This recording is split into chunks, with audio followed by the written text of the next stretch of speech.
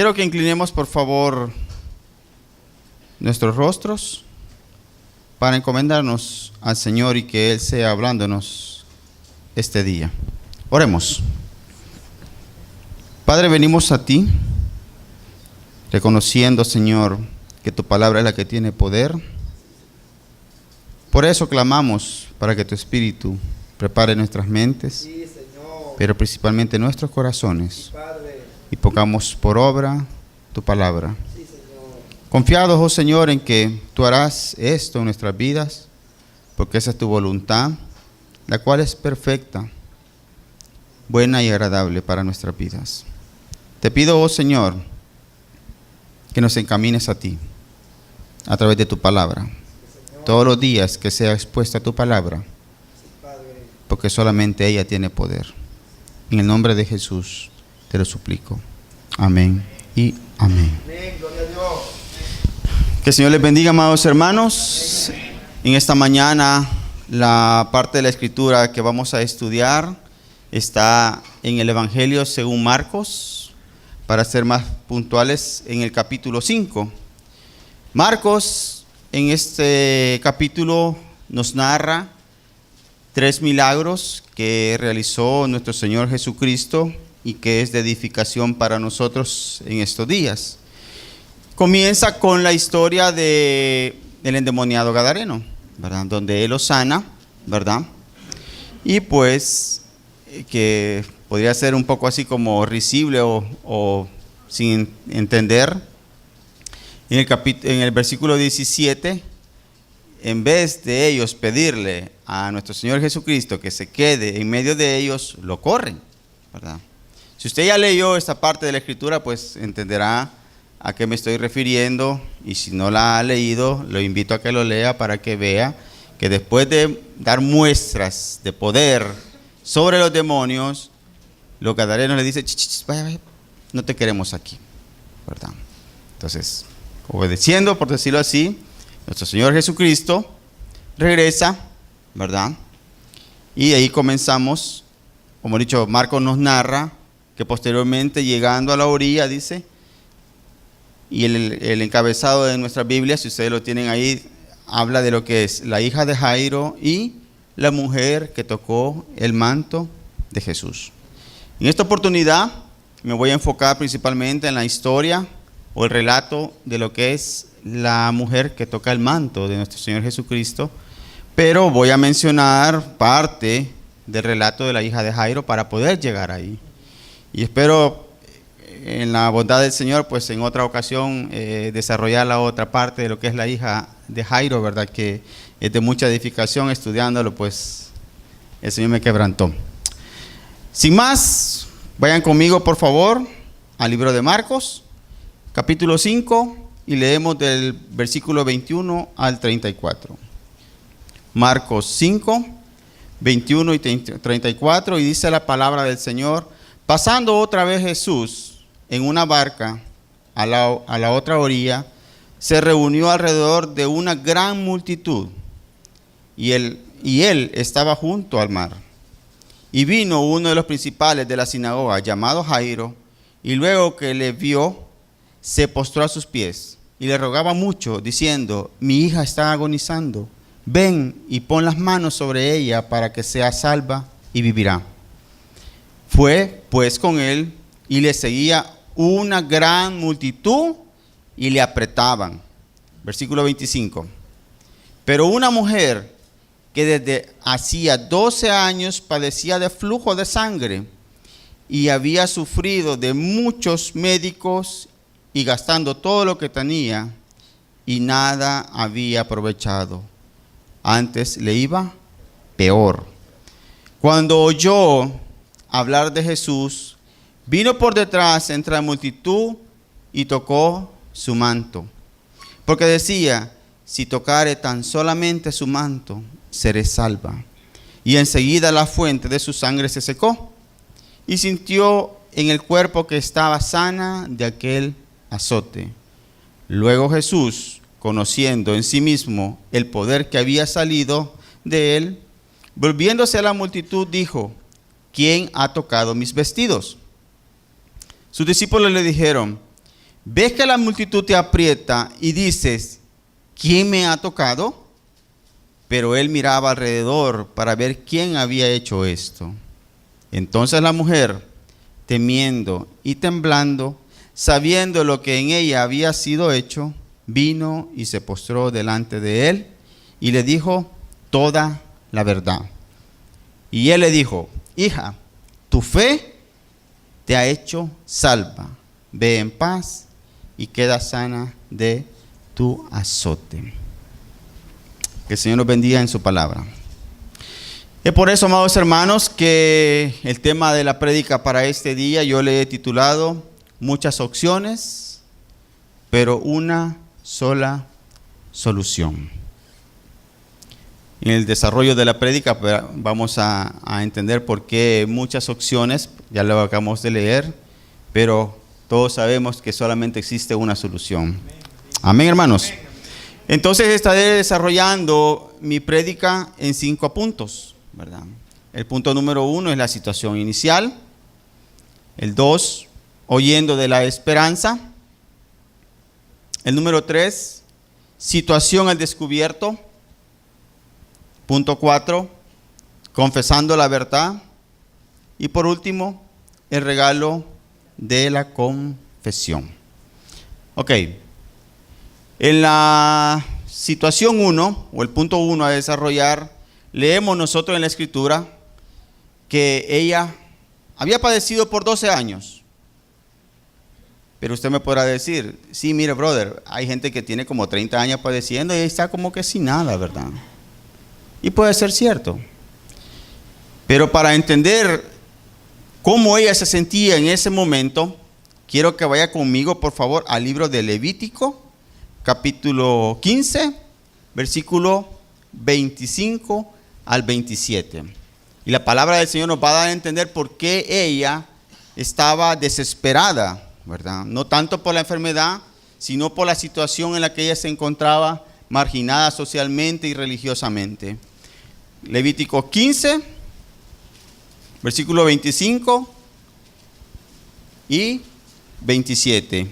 Y dice la palabra del Señor: y la mujer, cuando siguiera el flujo de su sangre por muchos días fuera del tiempo de su costumbre, o cuando tuviera flujo de sangre más de lo costumbre, todo el tiempo de su flujo será, dice, inmunda, como en los días de su costumbre.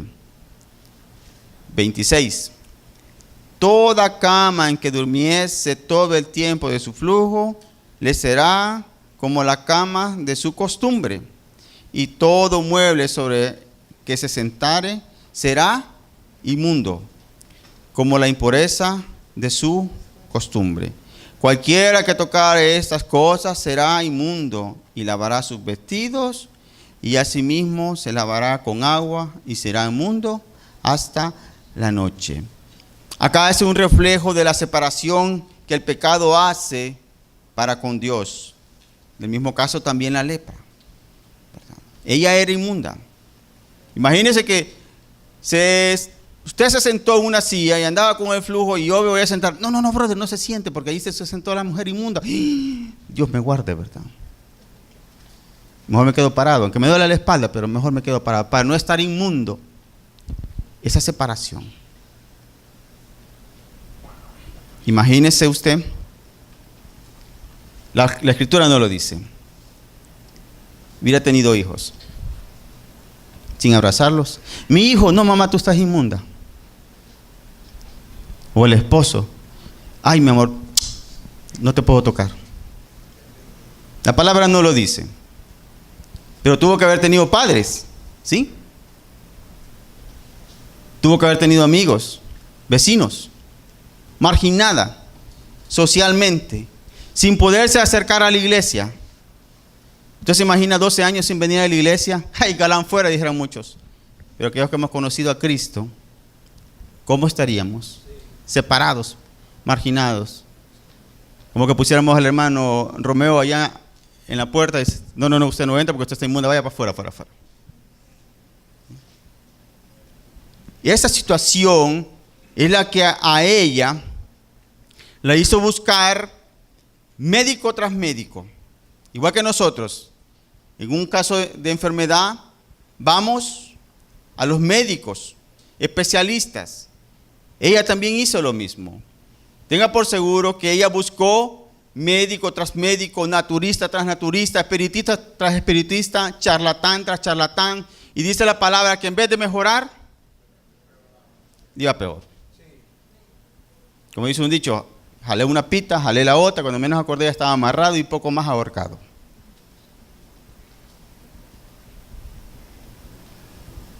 Tenga por seguro que ella le ponía atención a todo lo que le dijeran. Me imagino que alguien le dijo, no, mira, cosé los cojollos de tal cosa y eso te va a ayudar. Pega un par de brinquitos, da un par de vueltas y al siguiente día, como que sin nada.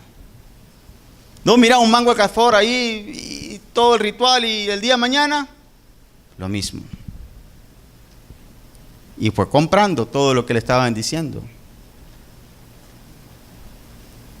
Estaba marginada socialmente, estaba marginada religiosamente y peor aún, le iba de mal en peor, en banca rota, social, espiritual y económicamente.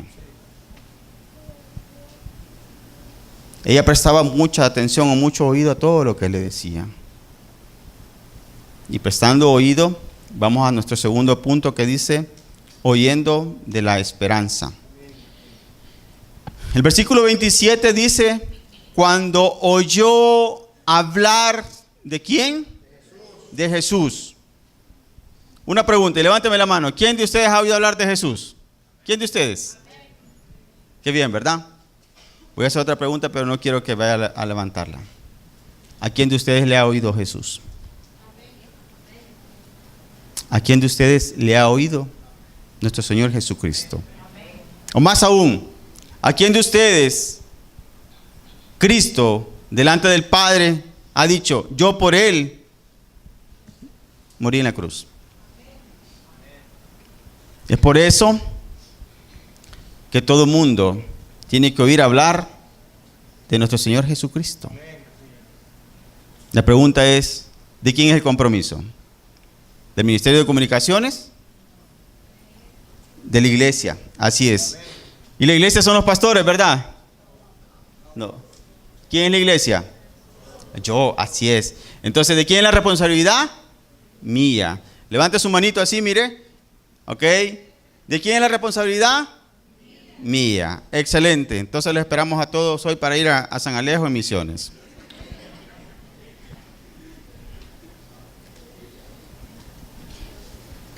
No, si es así, mejor no voy. Acompáñenme, por favor, al libro de Romanos, capítulo 10, versículo 17.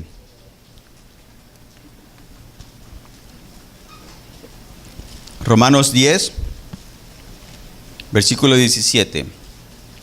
Dice la palabra del Señor. Así que la fe es por el oír, y el oír al predicador. La palabra, ¿verdad? Sí, porque esa es la que tiene poder. Solo la palabra del Señor tiene poder.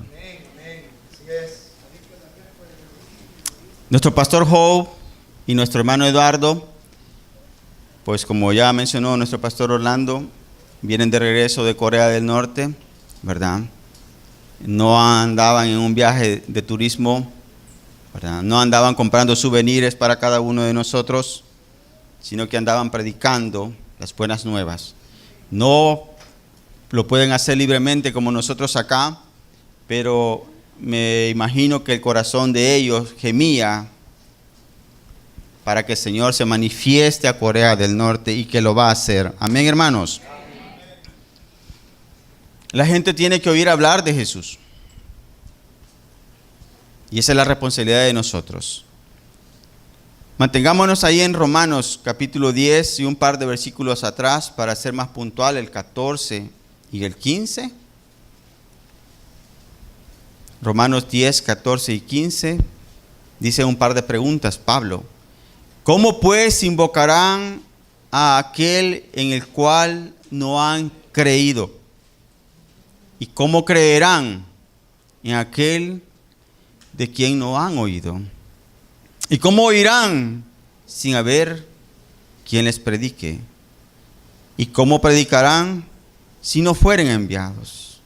Como está escrito, cuán hermosos son los pies de los que anuncian la paz, de los que anuncian buenas nuevas. Amén.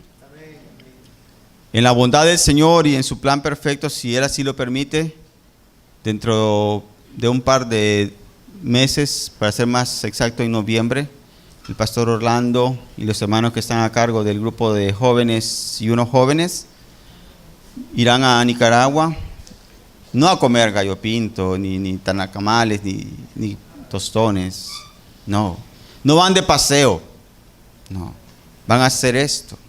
Están siendo enviados a predicar las buenas nuevas. Esas buenas nuevas que a usted y a mí un día nos llamó de las tinieblas a la luz. Amén. Amén. Ahora que si usted le quiere encargar algo, pues dele un par de billetillos y que con todo gusto se lo van a traer. Versículo 28, siempre en Marcos, ¿verdad? Ella oye hablar de Jesús, se le acerca y lo toca. Versículo 28, porque decía, si tocare tan solamente su manto, seré salva. Qué actitud la de esta mujer, ¿verdad? Pero en realidad esta mujer tenía una fe errada. ¿What? Sí. La fe de esta mujer estaba errada. No estoy hablando si era una gran fe, o era poca fe, o mediana fe, ¿verdad? O no sé si hay para medir la fe. No estoy hablando de eso. Lo que estoy diciendo acá, y que la escritura lo dice, ella tenía fe en la cosa, en el objeto, en el manto, y no en la persona de nuestro Señor Jesucristo. De igual manera, en el relato de Primera de Samuel, en el capítulo 4, aparece cuando los israelitas pierden el arca del pacto, que es capturada por los filisteos. Los israelitas dijeron, wow, se nos ha ido la gloria de Dios. Pero ellos le atribuían el poder al objeto y no al dueño del objeto. Es como que el día de mañana nosotros, algunos de los hermanos que vamos a jugar, me voy a poner los calcetines al revés y así vamos a ganar y pasamos a la siguiente fase. Tú te puedes poner toda la ropa al revés, mi brother, y no, pues. Es por eso que ella decía, con solo que toque el manto, ya. Probablemente usted esté pasando lo mismo. Se esté acercando a la iglesia, buscando su milagro. Y lo puede conseguir. Y lo puede conseguir. Ella lo consiguió. Mire lo que dice el versículo 29. Y enseguida la fuente de su sangre se secó. Y sintió en el cuerpo que estaba sana de aquel azote. Lo tocó, se sanó, tranquila. Bueno, ya conseguí lo que yo quería, mejor me voy para la casa. Vi la verdad todo ese montón de sábanas que tengo manchadas y esto y aquí y allá y empieza. Y sucede lo inesperado. Quedó al descubierto. Y es así como paso a mi punto número 3, a desarrollar la situación al descubierto. Versículo 30. Dice, luego Jesús, conociendo en sí mismo el poder que había salido de él, volviéndose a la multitud, dijo, ¿quién ha tocado mis mantos? Recuerde, Jesús iba acompañado de una multitud, ¿verdad? Iba con Jairo, el principal de la sinagoga. Jairo llevaba prisa porque quería que le fueran a salvar a su hija, ¿verdad? En ese momento no había 911 o llamar una ambulancia, ni guaruras que apartaran el paso, nada por el estilo. Imagínense que Jesucristo iba para allá, caminando, y de repente se detiene y se voltea. Y dice, ¿quién me ha tocado? Versículo 31. Sus discípulos. Pero el Evangelio de Lucas, en el capítulo 8, en el 45, dice que fue Pedro quien le hace estas preguntas. Pedro le dice, ¿ves que la multitud te aprieta? Y dices, ¿quién me ha tocado? Y quiero parafrasear esto y ponerme en los zapatos de Pedro, diciéndole, Maestro, vamos en medio de esta gente como sardinas bien apretados. Y tú dices, ¿quién me ha tocado? No, hombre, mejor pregunta, ¿quién no te ha tocado, hombre? No sé si ustedes alguna vez fue a carnaval y cuando menos acordó, iba a pagar la Coca-Cola y hasta el pañuelo le habían robado. De apretados que iban, tipo sardinas. O si se ha subido a la 101, pues entenderá a qué me estoy refiriendo. La pregunta de Cristo no era por saber quién le había tocado. No era eso.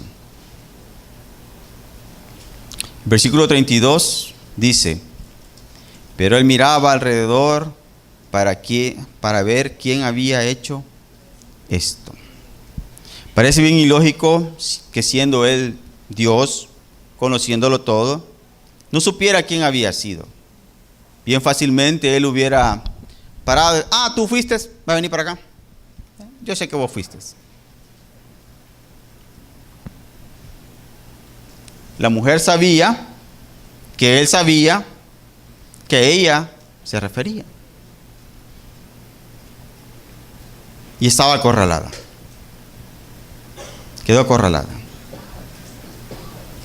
Imagínese usted a nuestro Señor Jesucristo parado acá enfrente, pasando la mirada de él, buscándola. Y esta mujer mínimo estaba queriéndose esconder, ¿verdad? Que no me vea.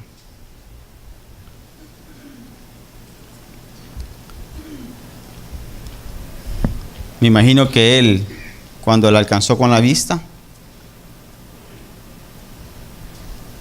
¿qué vio en los ojos de Jesús? Compasión, amor, misericordia. Eso llevó a ella a decirle la verdad. Y es por eso que pasamos al punto 4, que dice, confesando la verdad.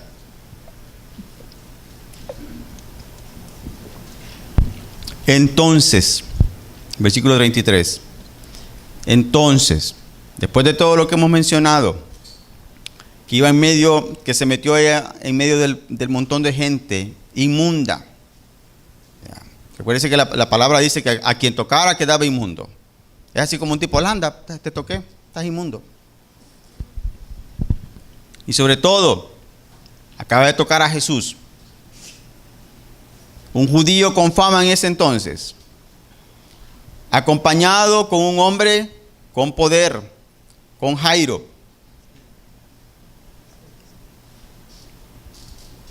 Entonces dice la palabra, la mujer temiendo y temblando. Temiendo por lo que le podían decir o podían hacer. Solamente nuestro Señor Jesucristo ha dicho, mira Jairo, esta mujer fue, retírala. Vaya usted a saber qué le podían haber hecho. Entonces la mujer temiendo y temblando, sabiendo lo que en ella había sido hecho, vino y se postró delante de él y le dijo toda la verdad. No pasó ahí al frente y puso la mano en la Biblia. Jura decir la verdad, nada más que la verdad y solamente la verdad y la verdad y la verdad. Cristo no la obligó. Así como usted a mí no nos obligó a pasar al frente. ¿No? Es más, ¿por qué no rehusarse a hacerlo? O ¿por qué no decir la mitad de la verdad? A medias. O peor aún, ¿por qué mejor no mentirle? Acompáñenme por favor al libro de Proverbios, capítulo 28, versículo 13.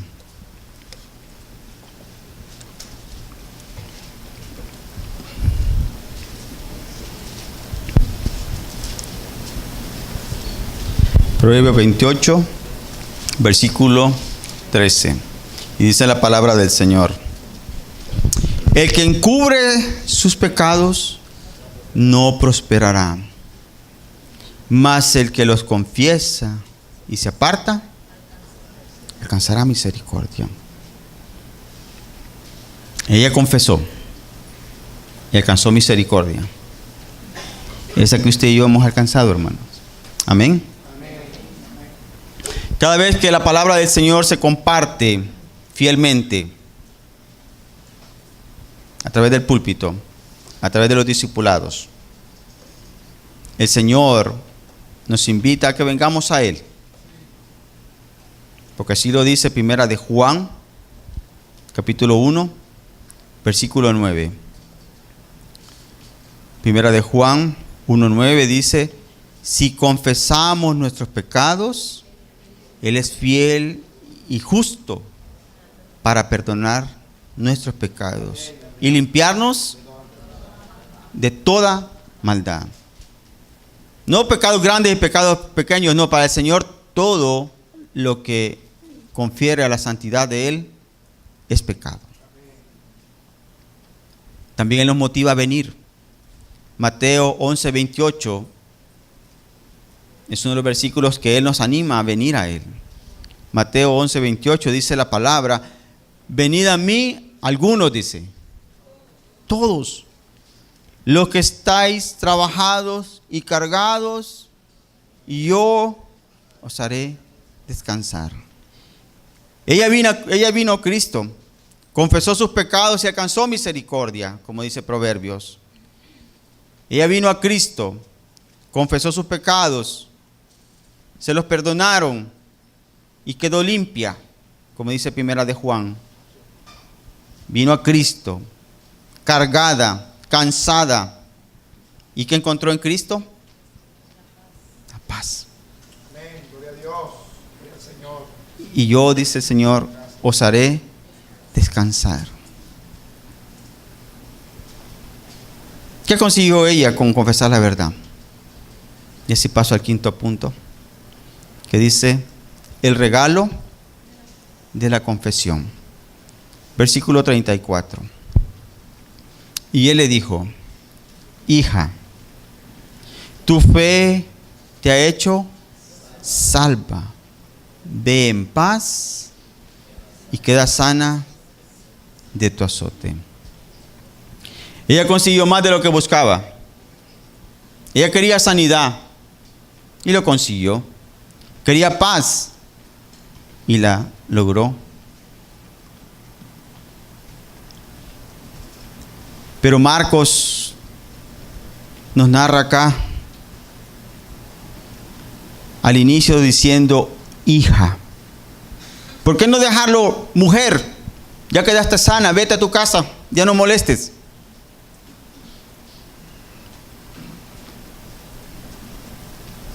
Y dicen los teólogos que esta expresión no es como una expresión de cariño, de decir, mi chichi, niñacito, vaya reina, vaya.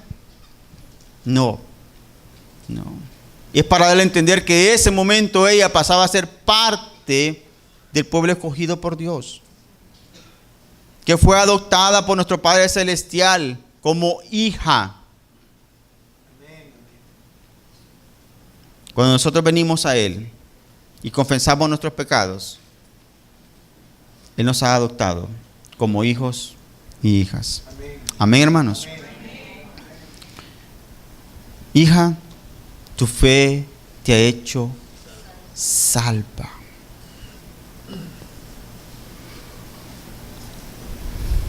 Ella encontró sanidad, encontró paz, fue limpia y encontró salvación. Amén.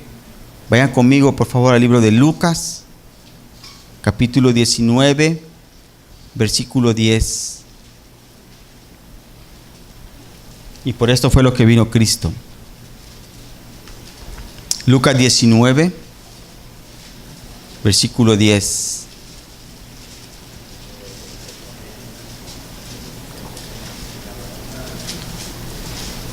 Porque el Hijo del Hombre vino a buscar y a salvar lo que se había perdido. Como usted pierde las llaves, ¿qué hace? Las buscas y no entras a la casa. Sí. Él es la puerta para poder entrar al reino de los cielos. Amén. Amén. Amén. Y dice la Escritura que tú ni yo no lo buscábamos. No. Al contrario, éramos enemigos. Pero Él vino a buscarnos. Y nos encontró. Y nos salvó. Amén. Concluyendo, hermanos. Porque solo me dieron una hora para predicar.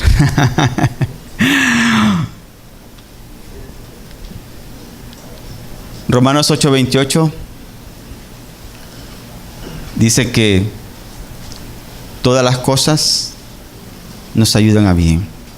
Nosotros las catalogamos entre buenas y malas, pero para el Señor todo es bueno y obra para bien. Amén, hermanos. Al igual que la mujer de este relato, ¿qué está pasando en tu vida?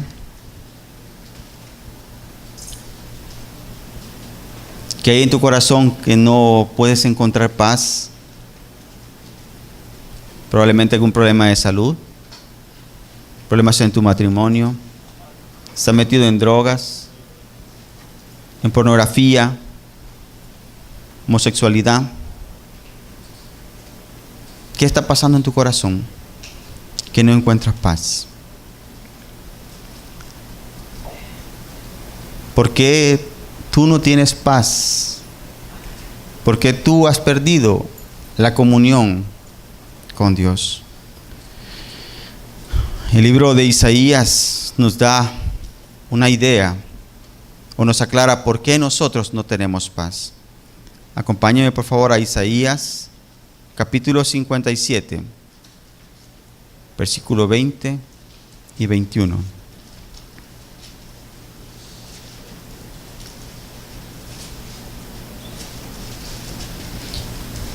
Todos los impíos es los apartados de piedad, los apartados de Dios. Todos los impíos son como el mar en tempestad. Usted ha visto, bueno, no sé si usted se ha subido a algún barco en tempestad, pero por lo menos yo lo he visto que, como que es un trapito, lo lleva de un lado y para otro.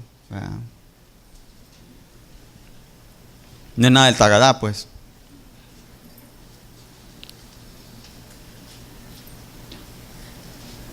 Pero los impíos son como el mar en tempestad, que no pueden estarse quietos.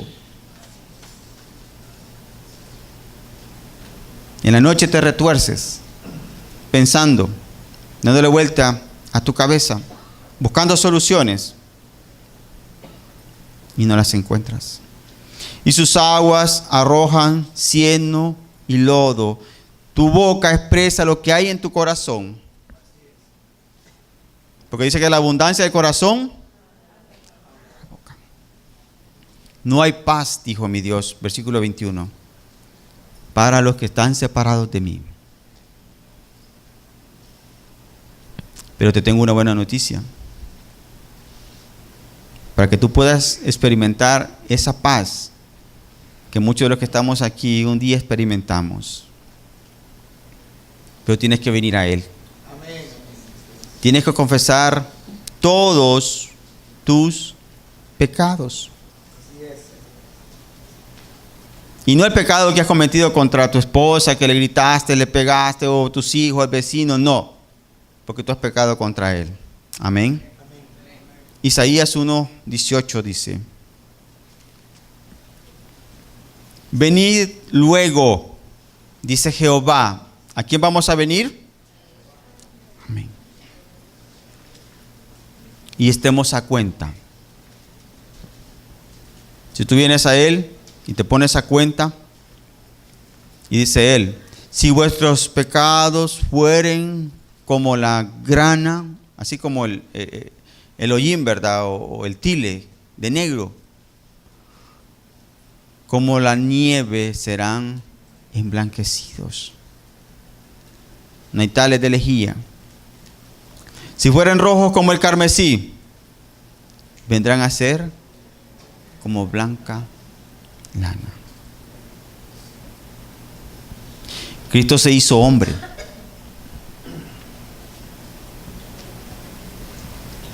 Cristo se hizo hombre. Vivió, sufrió y murió en tu lugar y el mío. Esa muerte que a ti y a mí nos correspondía, Él la sufrió.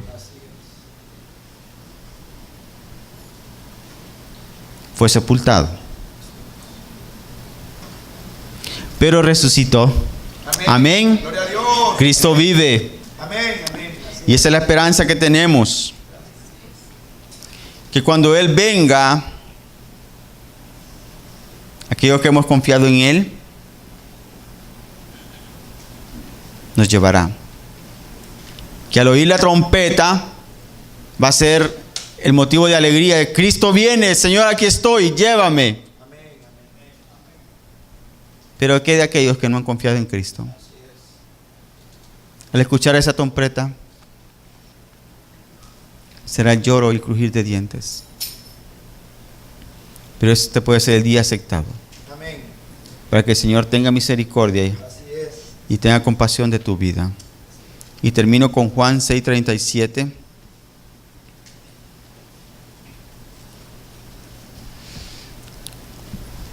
Juan 6:37 dice: todo lo que el Padre me da, vendrá a mí, dice Jesús. Y el que a mí viene, no le echo fuera. Al igual que la mujer se acercó a Él y en vez de encontrar el rechazo, el repudio, encontró compasión, amor, misericordia, gracia y paz. Eso está presente para usted si aún no ha confiado en Cristo. Que en lo que oramos, si tú pasas al altar, rindiéndote a Él y le confiesas a Él todos tus pecados, Él es fiel y justo para perdonarnos. Oremos, hermanos.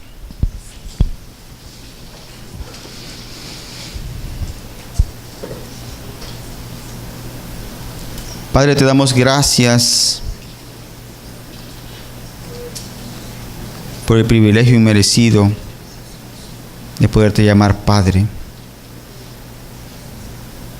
Y todo porque Cristo pagó nuestras deudas, oh Señor. Cristo en la cruz pagó nuestros pecados y nos ha dado acceso al trono de la gracia. Mientras oramos, oh Señor,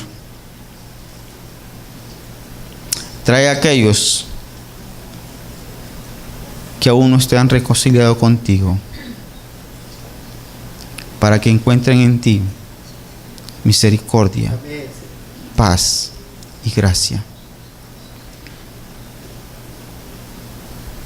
Que encuentren en ti la salvación, porque no hay otro nombre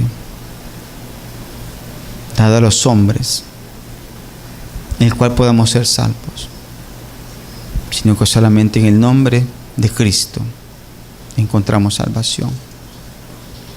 Tráelos, oh Señor, a ti. Llámalos a ti, oh Señor, con lazos de amor. Que te reconozcan que tú eres Dios, que tú eres Señor y que tú eres nuestro Salvador. Te lo pedimos, oh Cristo, en tu nombre, y decimos amén y amén.